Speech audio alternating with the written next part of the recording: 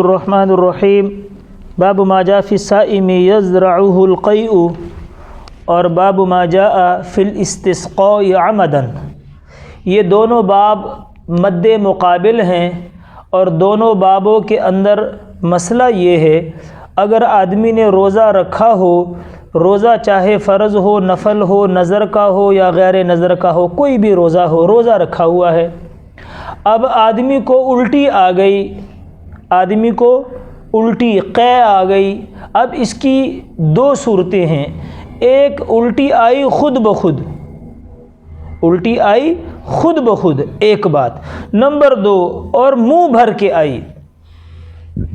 منہ بھر کے مطلب یہ ہوتا ہے کہ الٹی اتنی آ گئی کہ آدمی اپنے منہ میں اس کو کنٹرول نہیں کر سکا اور بے اختیار اس کے منہ سے نکل گئی، اس کو منہ بھر کے کہتے ہیں۔ الٹی آئی اپنے اختیار سے خود بخود آ گئی، اس کا کوئی عمل نہیں تھا، اور منہ بھر کے آئی، لیکن اس سے روزے میں کوئی فرق نہیں آئے گا۔ عمومی طور پہ لوگ جب رمضان کے اندر، جو دیہاتی لوگ یہاں پر بیچارے موجود ہوتے ہیں اور یہ دور پہاڑی علاقوں کے لوگ ہوتے ہیں، جب یہ رمضان کے اندر اپنے گاؤں جاتے ہیں تو گاڑی میں بیٹھ کے اکثر لوگوں کو الٹی آتی ہے، گاڑی میں بیٹھ کے اکثر لوگوں کو الٹی آتی ہے، تو جب یہ الٹی کر لیتے ہیں تو پریشان ہو جاتے ہیں کہ بھئی اب ہمارا روزہ گیا، تو نہیں، خود بخود الٹی آ گئی، گاڑی میں بیٹھے اس کی وجہ سے آ گئی، منہ بھر کے آئی، تھوڑی آئی، اس سے روزے میں کوئی فرق نہیں آئے گا۔ ہاں، لیکن اس کے مقابل میں یہ ہے کہ استسقاء، دیکھو یہاں پچھلے باب میں تھا یزرعو، زراع یزرعو کا مطلب ہوتا ہے کہ الٹی خود بخود آئی اور منہ بھر کے آئی، لیکن اگر منہ بھر کے تھوڑی ہے، منہ بھر کے سے کم، اس میں بھی کوئی اختلاف نہیں ہے، لیکن اگر اس نے الٹی کو طلب کیا، مطلب روزہ رکھا ہوا ہے، جان بوجھ کے منہ میں انگلی ڈال لی یا کوئی ایسی حرکت کی یا ایسے کام جان بوجھ کر کیا جس سے آدمی کو الٹی آتی ہے اور منہ بھر کے آ گئی، تو پھر اس میں فقہا دونوں میں کہتے ہیں کہ پہلی صورت میں جب خود بخود الٹی آئے، چاہے منہ بھر کے ہو چاہے کم ہو، تو لہٰذا اس سے روزہ نہیں ٹوٹے گا۔ اب جب آدمی نے الٹی کو خود کیا اور منہ بھر کے کیا تو لہٰذا اس کا روزہ ٹوٹ جائے گا۔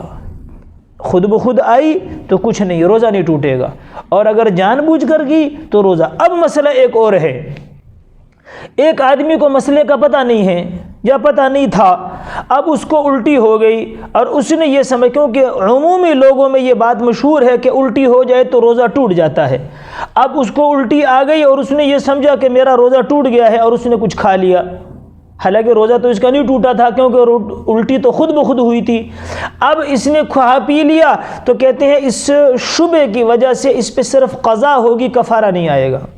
صرف قضا واجب ہوگی، ایک روزے کی قضا کرے گا اور اس پہ کفارہ نہیں آئے گا۔ بات سمجھ میں آئی؟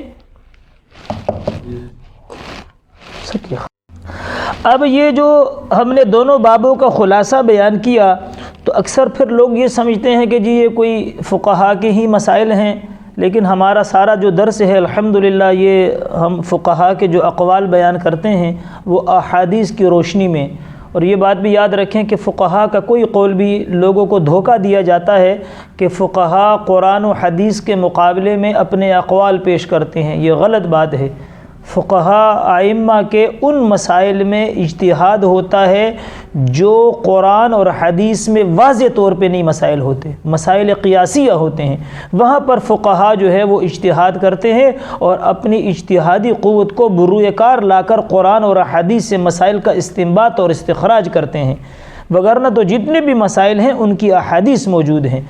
ہم نے کہا کہ منہ بھر کے بھی چاہے ہو، خود بخود ہو جائے تو روزہ نہیں ٹوٹتا۔ اللہ کے نبی کی حدیث ہے، حضرت ابو سعید خدری رضی اللہ عنہ کہتے ہیں، آپ علیہ السلام نے فرمایا ثلاثۃ لا یفطر الصائم الحجامۃ والقیء والاحتلام، کہ تین چیزوں سے روزہ دار کا روزہ نہیں ٹوٹتا۔ فرمایا ایک تو ہے کہ اس نے حجامہ لگوایا، یعنی اپنے جسم کا گندا خون نکالنا، اس کو حجامہ کہتے ہیں، آج کل ویسے بھی بہت مشہور ہے۔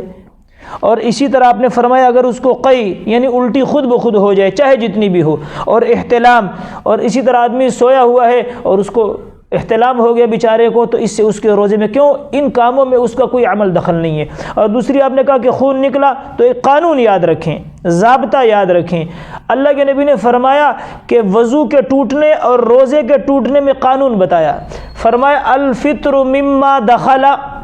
کہ روزہ اس چیز سے ٹوٹے گا جو چیز براہ راست معدے میں جائے اور ٹھہر جائے، اور الوضوء مما خرجا، وضو اس سے ٹوٹے گا جو جسم کے اندر سے باہر آئے۔ بات نہیں سمجھ میں؟ جو باہر آئے اس سے وضو ٹوٹے گا، اور جو براہ راست منہ، ناک اور شرمگاہ کے ذریعے سے ڈائریکٹ معدے کے اندر جو چیز جائے گی اور معدے میں رک جائے گی، اس چیز سے روزہ کیا ہوگا؟ ٹوٹے۔ تو یہ قانون بیان کیا اللہ کے نبی نے کہ روزے کا تعلق مما دخل سے ہے جو اندر جائے، اور وضو کا تعلق مما خرج سے ہے جو باہر آئے۔ بات سمجھ میں آئی؟